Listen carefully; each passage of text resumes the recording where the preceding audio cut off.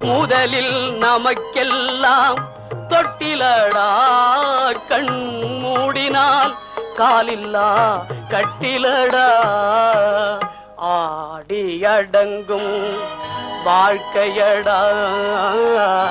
ஆரடி நிலமே சொந்தமடா ஆடி அடங்கும் வாழ்க்கையடா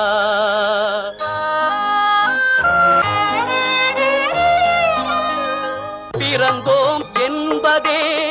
முகவுரையாம் பேசினோம் என்பதே தாய்மொழியாம் மறந்தோம் என்பதே